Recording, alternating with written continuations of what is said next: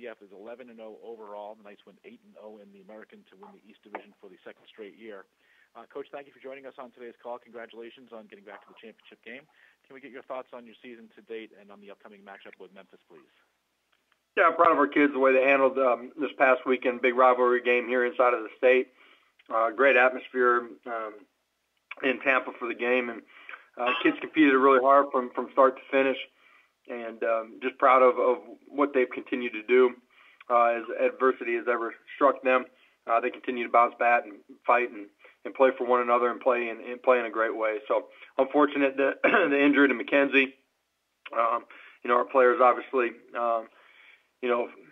love him and appreciate everything he's done. I thought they handled it well during the course of the game, and obviously, we'll try to go play their extremely well this weekend, and in part for McKenzie as well. We'll take questions now for Coach Josh Heupel. You can hit star 1 on your telephone keypad to join the queue. Then the operator will introduce you.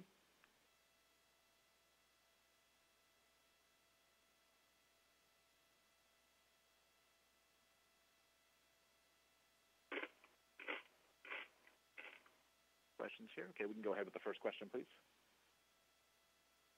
And we'll hear from Evan Barnes with the Memphis Commercial Appeal. Coach Heupel, when you guys faced Memphis the first time, is there anything that kind of helps, in preparing for them, just with the familiarity of just, seeing them, just a little over a month and a half ago? Yeah, I think, every game's different. First of all, weather, all kinds of different things that happen in the course of that ball game where both teams played maybe a little bit differently. Both teams have changed. Personnel has changed. Schemes have changed throughout the course of the season. So, there's some familiarity. I think, the personnel on the field understands exactly what they're going against because they've played them for the fourth time in 2 years.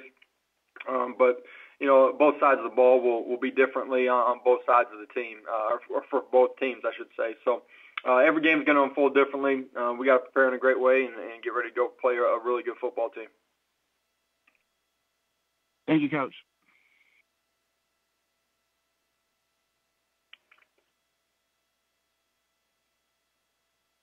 We'll hear from Christian Enia of The Athletic. Coach, what did you think of the job Darryl did coming in for McKenzie last week and what he can do against Memphis? I thought DJ held himself with great composure, did a great job just as far as his decision-making process in the pass game, run game, managed the clock in 4 minutes when we're milking the clock at the end of the ball game really well.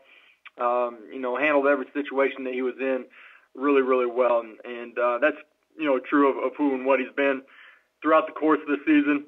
I think after he got his opportunity to play against East Carolina, he's had a heightened sense of urgency in his preparation every week, and that certainly led him to playing the way he did. We got complete confidence in him and expect him to play in a great way on Saturday. And I know kind of all year long you haven't really wanted to talk about the playoff or the New Year's Six, but since at least the New Year's Six is on the line with this game, is that something you talk about with the team at all? Really, we still don't focus on that. The focus on us and what we talked about is we've had 11 months of preparation, or 11 months of work that has led us to this opportunity. Winning a conference championship is one of our goals. We don't have to do anything out of the ordinary of what we typically do, but we do have to have a heightened sense of urgency and prepare in a great way and have a great attention to detail because we're playing a great opponent and expect a great ball game, one that will come down to the end, and we got to go fight and compete and play for 60 minutes. Okay, real quick, I've seen a lot of tweets from the players. Seems like playing for McKenzie is another motivation for this game for everybody. Yeah, absolutely.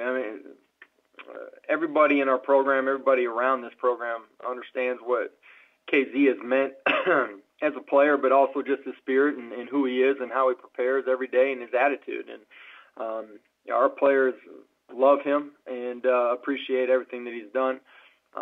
They're going to play for themselves, you know what I mean? Self-pride in this one. They're going to play for the guy next to him that's on the field. and they're certainly going to play for KZ as well. Thanks, Josh. And from Associated Press, we will hear from Steve McGargy. I know y'all faced Darryl Henderson in Memphis a few times now, second leading rusher in the country. I'm just wondering, what is it about him that makes him so tough to slow down defend? I mean, they're really good up front, first of all. Their offensive line and tight ends do a great job in the run game, play with great pad level, great hands, and create seams for him. He's got great vision. He's got the ability to shake you and make you miss. He's got enough power to run through you as well. That combination makes it tough on a tackler. He's electric when he gets into space. He can turn a 5-yard gain into a big one really quick. So they do a great job, just with their personnel of creating vertical seams for him, and we got to do a great job of limiting that at the line of scrimmage. Thank you.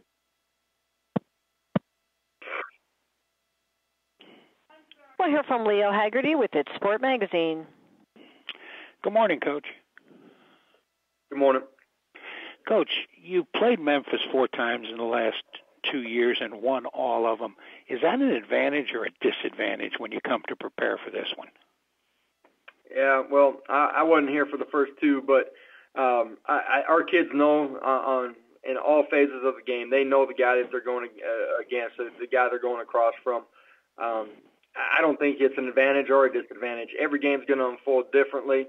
Our kids recognize that these games have come down to the last play. We've been on the right side of it in the past as far as being one play better, but we certainly recognize that we got to go prepare in a great way and play our butts off, and this is a game that we'll go for 60 minutes. Coach, last question, and thank you for your time today. The atmosphere with your fans in Orlando is electric. How important is that to your team? It's going to be a great atmosphere in this ball game. It has been every Saturday that we've ran out of that tunnel. We got great passion and energy surrounding our fan base.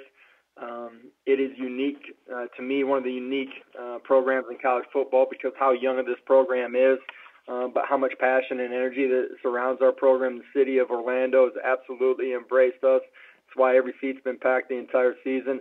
The atmosphere will be electric. We want a home field advantage. We need great crowd noise and cause communication problems for the opposing team. Thank you, Coach. Good luck Saturday. Thank you. We'll hear from Dan Tortora with WakeUpCallDT.com. Good afternoon, Coach. How are you? Great. To look at just what this team has been able to do with Scott Frost being there before and then you coming in and then the bowl last season where their staff had stayed, just what you can say about putting your plan into place and just how these student athletes have responded to you, how they've kept winning and gone through a coaching change, which very few teams can continue to win, let alone go undefeated. Just what you've seen from these young men in your first season with them. Yeah, we have great players inside of our program. The most unique thing is that they really genuinely care about the guy next to them more than they care about themselves probably. And their ability to handle change, their ability to buy into what we do differently than what they had done previously, I think says a lot about, who and what they are as people. Got great leadership inside of our program. And I appreciate all the time, energy, effort that they've poured into, creating a real culture of team, of family. It's something that's extremely important to me and us moving forward. And I appreciate what our players did and our entire coaching staff, too, the amount of time and energy they put into to really get to know our players outside of the game of football. And I think that's the biggest piece of why we've created such buy-in so quickly.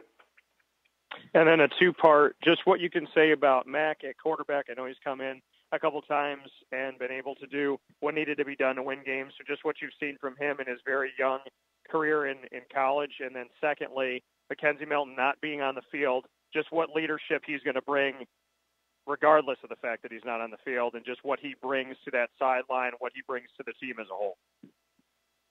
DJ, I think he's every opportunity he's gotten, he's taken advantage of, and I think the opportunity to play at East Carolina helped him in this past week. The past two performances are going to help him in this football game. Everybody in our program has great confidence in him because of what they see every single day out of him on the practice field and when he's gotten his opportunity on the game field. He's good in the pass game. He's been a really good decision maker. He's taken great care of the football. He's been accurate with the football. He's got the ability to run with the football and make plays with his feet as well. We don't change who and what we are when he goes in the ball game. Expect him to play at a championship level this Saturday, and I know he's excited about his opportunity.